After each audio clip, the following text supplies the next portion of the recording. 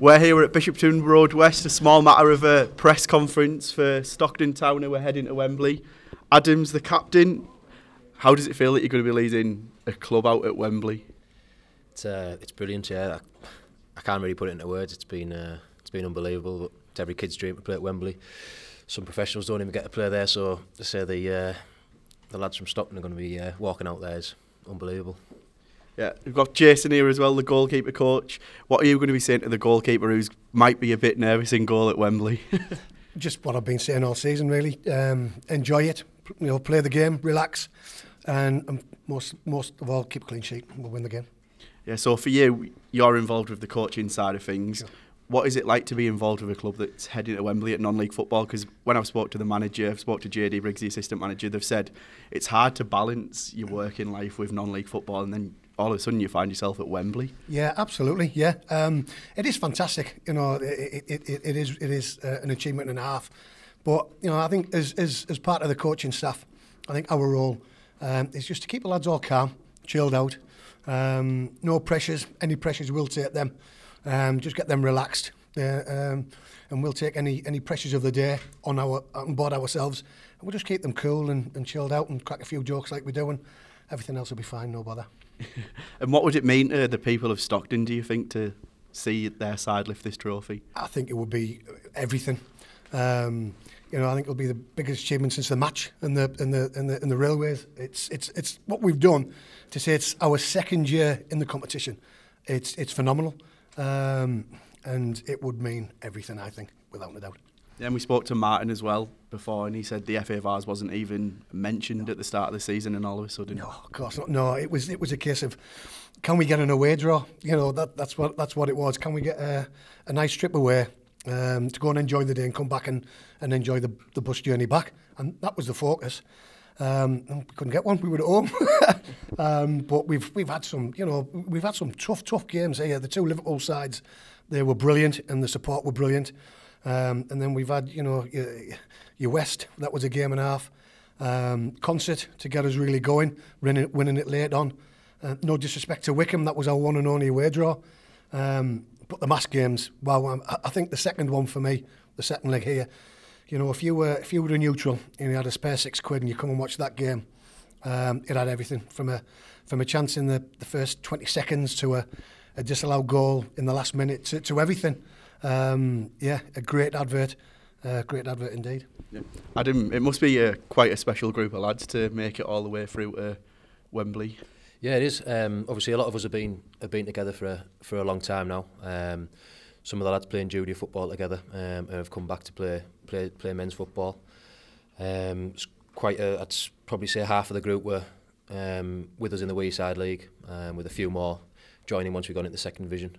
But we've had the same ethos, the same togetherness all the way throughout the Weeside second division and the first division now, and obviously that helps in cup runs. We've always had a good cup side. Whichever league we've been in, we've hit a final every single year. So that you can't fault the lads, to be honest. They've been brilliant.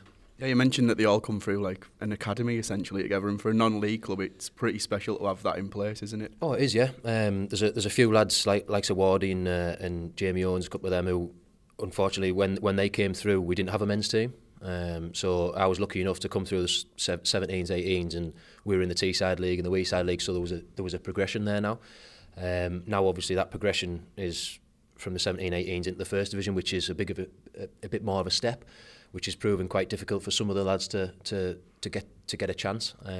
However, with likes of Kev Ayres and a few others that have joined, Jake Pettage and Shabs and a few other guys who've joined us this year, they've been in their training all year, so they'll be looking to make the step up next year, which for a club of this size, when you've got all the kids being mascots, asking for autographs and photos and stuff like that, it's brilliant. I wish I had that when I was their age.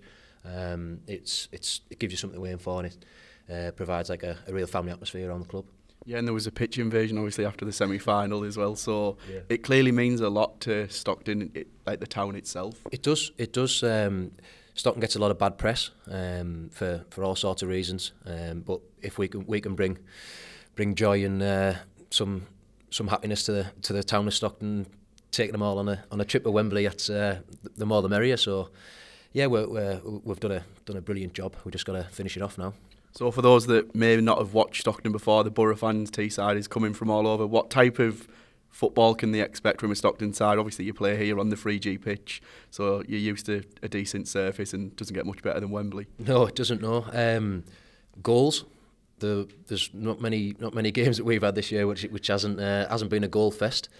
But it's exciting. We're back to front. We're a good attacking side. Our front three, front four, midfielder, we've got some pace and skill up there. So it's always a battle. But we're dangerous on the counter, which as you will have seen against Mask. We've got a lot of pace and a lot of skill up front, but some big lads and some decent defenders at the back. So it'll be an exciting game. Obviously we've heard Thatcham are obviously a decent side. I think they're top of their league. They've won 30 odd games unbeaten or whatever it is at that, which is hell of an achievement regardless of the level that you're playing at or the league that you're in. So we've just got to see what happens on the day, and we'll give it our all, that's for sure. And will Michael need much of a team talk, or will you all be motivated enough? I think Michael will just need to keep the lads reined in a little bit. Obviously, it's a phenomenal achievement. No doubt a lot of the lads, when they walk in there, they'll see the size of it. It's going to be. I don't know what it will be like to walk out there, but I can't imagine it being. It's hard to describe really. You're just going to be. It's going to be massive. So I think from Michael's point of view, he's just got to keep the lads calm and keep us on our toes to execute our game plan, which we've got, and we all know everyone knows what they're going to do. We've got 6-7 games left now, I think. Is it before then? One semi-final, and obviously in a potential final if we win that. So we're competitive until then. We're supposed to have obviously a few weeks off, but the fixture list has done that to us. So yeah, we're all looking forward to it, and we'll give it a good go. Perfect. Thanks very much. Thanks, matey. Cheers. Cheers, mate. Thanks, mate. Cheers. Nice one.